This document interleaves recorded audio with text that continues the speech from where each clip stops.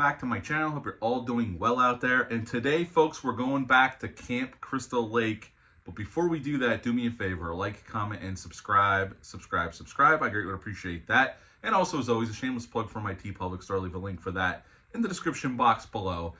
And today we are going back to Camp Crystal Lake because it's the anniversary of one of the films in the Friday the 13th franchise. I have reviewed every film in this franchise years ago, but today we're going to go back and revisit one of them because this year is the 45th anniversary, and this Friday is a Friday the 13th. We have a couple this year, and by the way, stop in Friday night at 8 o'clock for Hard Talk Live as Troy and I discuss Friday the 13th Part 7, The New Blood.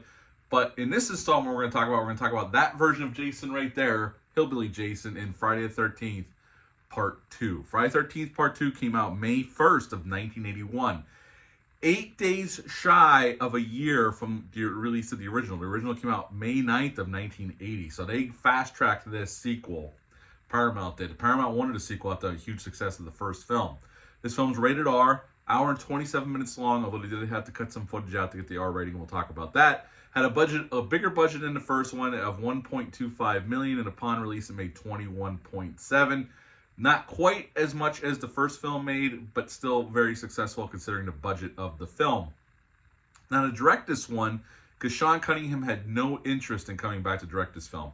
His original idea to make a sequel was to make an anthology film set around Friday the 13th, but it could be anything. A horror movie of any kind of like what John Carpenter and Deborah Hill wanted to do with the Halloween franchise, starting with 3. That didn't work, although I love that movie, and then they went back to Michael Myers' Bread and Butter. Well, the other creatives involved in the project didn't like that idea. They wanted to make Jason the sequel, so Sean Cunningham stepped out, but his protege, Steve Miner, stepped in. Steve Miner worked with Cunningham for quite a long time. Matter of fact, he was his production assistant on The Last House on the Left, directed by Wes Craven, but Sean Cunningham produced that film. He also worked on Manny's Orphans with Sean Cunningham, and he worked on the original Friday the 13th. So he was the next logical step to step in and take over this film. And he would actually come back and do the third one as well. Amy Steele came in as Jenny. We got John Fury playing Paul. He is opening up this camp right by Crystal Lake. It's not Crystal Lake. It's right by Crystal Lake, this campground that trains camp counselors. That's his whole goal. Adriana King came back to play Alice, although she only shot for 2 days and she's only in the beginning of the film. We'll talk about that. Betsy Palmer makes a cameo appearance as Mrs. Voorhees. And Stuart Charno comes in and plays Ted. And I only bring that actor up is because he's one of the few counselors that survives this film because he decides to stay out drinking. And he's also in John Carpenter's Christine, but he gets killed in that film by Christine. He works in that garage and he gets smushed by another car that Christine rams into him. Now this movie picks up, well, it says 5 years after the original. Well, a couple months, 5 or 6 months after the original. Alice is still living in Crystal Lake. Why? Who knows? Living by herself in an apartment, and we spend the first moments of the film with her. And it was all improv. It wasn't scripted. And Adriana King, there's 2 ways this went down, or at least the story goes. Adriana King said she didn't know she was getting killed. It was all improv. Like, she didn't know until she showed up to set that she was getting killed. And the other story is that she requested to get killed because at the time she didn't want to film that long and she had a stalker in real life. And so she agreed to come back, but she wanted to be killed off.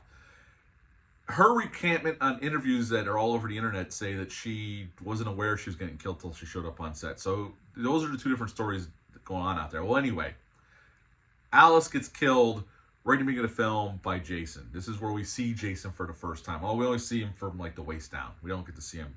He puts an ice pick through her head, and that's how we start the film. Then we're introduced to these camp counselors arriving at this camp that Paul runs to train camp counselors. And as you would expect, Jason shows up and starts killing them off one by one. And there are some good kills in this film, and we'll go over some of the better ones, of course. They had to get cut down to get the rated R. And, you know, Ginny's our final girl, along with Paul, although Paul disappears in the final moments. We don't know what happens to Paul, but Ginny is our survivor. She's the one that makes it out of this movie. And they did want Amy Steele to come back for the third one, but she turned them down. So really, in this whole franchise, the only final girl to come back was Alice, Adriana King. And she's only in the movie for maybe 8 minutes, but she's the only one who ever came back for a sequel. But that's how the movie ends. They dispatch of Jason in his little shed out in the woods, and then we get that final jump scare where he bursts through the window behind Ginny, grabs her, and then we cut to her being taken away in a stretcher. We don't know where Paul is, and that's pretty much the end of Friday the 13th Part 2. Although the movie ends on Mrs. Voorhees' head. Jason was keeping Mrs. Voorhees' head on his shrine, like this, at his little shack in the woods. And this is, Jason's referred to by many of us as Hillbilly Jason. He has that white potato sack on and just the coveralls, and he's always been called, obviously his design has changed right after this with Part 3, and that's when you get the iconic mask. And for years, people would say, did they get this from The Town Dreaded Sundown? Because The Town Dreaded Sundown came out in 76, and the killer in that one, that's based on a true story, wore a white bag over his head. Very similar to this, but they say in the documentaries and stuff that are out there that they thought it would be something very common that Jason get his hands on to use to cover himself up. That's how they justified it. But this movie took a couple inspirations from other movies, so I won't be surprised if somebody saw Town Dreaded Sundown and said that would look pretty cool on Jason to cover up his deformities, which we do see at the end when he bursts through the window to get Jenny. But anyway, what to like about this film? Well, I think the cast is pretty good, and I think Amy Steele is definitely one of our better final girls of this whole franchise. I like her. She's strong, she's smart, and she's very relatable. I like Paul. He's kind of like the older one. Him and Ginny are kind of like boyfriend and girlfriend, kind of. But he's like the older one, and he's running this camp. The other actors are good. I mean, we don't have a Kevin Bacon here or anybody that recognizable. There's nobody like that in this film. Crazy Ralph is back, although he gets killed first. Or not first, but pretty quickly. And this, once we get to the camp, that's supposedly 5 years after what happened to the original film. I think Steve Miner does a nice job of this film. They had more money, so they had a steady cam where they didn't have on the first one, and they were able to do more with the camera. They had rain and all that stuff, fun stuff in the movie.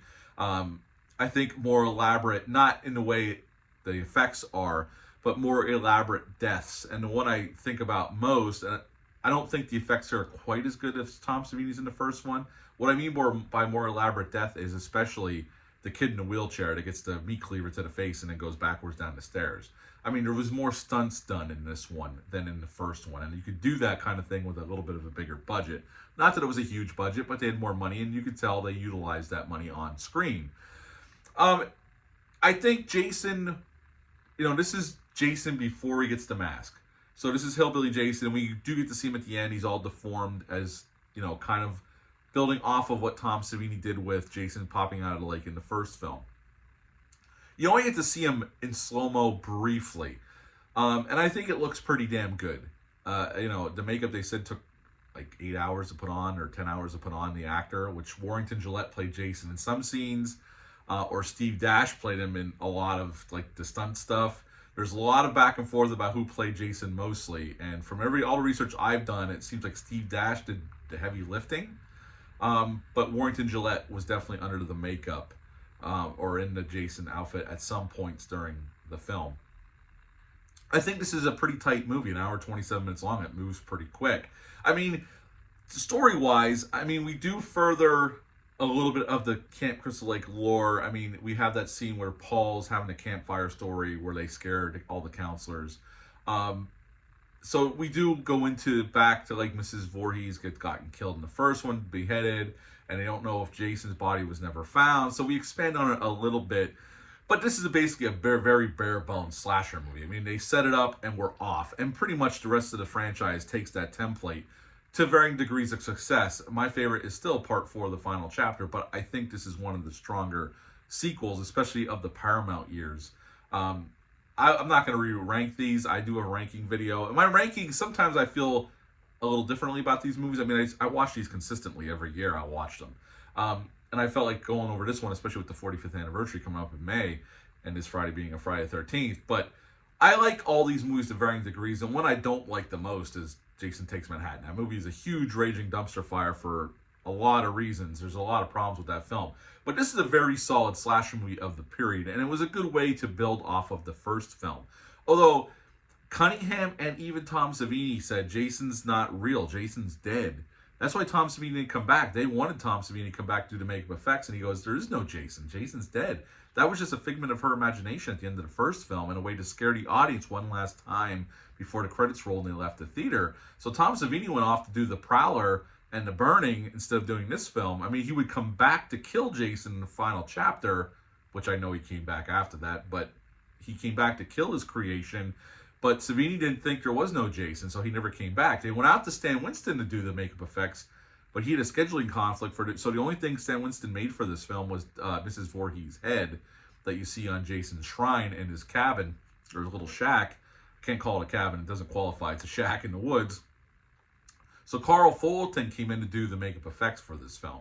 And I think, you know, there's some gore here. Unfortunately, there was about 46 seconds of gore that had to be cut out. The scenes went on longer, but unfortunately, MPA had a hard-on for this franchise. Because in the first film, there was a little bit of footage cut out, but they let them get away with quite a bit, and they got a lot of shit from parental groups. So in this one, they went harder on them, and it's definitely cut down to what they originally intended for the movie. Although nowhere near as cut down as Part 7, which we'll talk about this Friday in Hard Talk Live. To take that final where he comes through the window after Jenny, it took more than one take. I think they had to do it 3 times, reset it, and do it 3 times and smash it through the window. They just couldn't get it to work right because it's all in they're using high-speed cameras. It's in slow motion. To get everything right, it took them multiple takes to do it. And at the end, when they show Mrs. Voorhees' severed head on the shrine, originally they shot it with her eyes open at the end, but Steve Miner did not like that and thought it was too cheesy, so he cut it before her eyes open. But if you look at that at the end, you could tell it's somebody's real head there, and her eyes are just closed if you look at it really carefully, and her eyes were originally supposed to open, and they filmed it, but they decided to cut it out. At the end of the day, 45 years later, I think this is a pretty strong sequel coming off the first film. It didn't make quite as much money. I think the first one made $50-some million off a $500,000 budget, so it was hugely successful. This one wasn't quite as successful, but off a $1.25 million budget, this made a lot of money for Paramount, and they quickly greenlit Part 3 that Steve Miner came back for. But I think I always liked this one. The first time I ever seen this was on TV, WPIX 11 out of New York. And I owned this on VHS back in the late 90s. I've had it on DVD, and now this is from the Scream Factory box set. But if you went to 4K, it just came out from Paramount, released the 4K of Friday the 13th Part 2. I think it's a very solid sequel to a classic original film, although the original film's not even my favorite of the franchise. But I like this sequel. It's really well done. It moves fast, and you can have a really good time with it. So I would give Friday the 13th Part 2, I think my score's going up a little bit. I'm going to give it an 8 out of 10. 8 out of 10 for Friday the 13th Part 2. What are your thoughts on this movie? Leave a comment down below. Let me know. Hit the thumbs up. Hit the subscribe button. Share this video. I greatly would appreciate that. If you made it this far, I greatly appreciate you watching this whole video.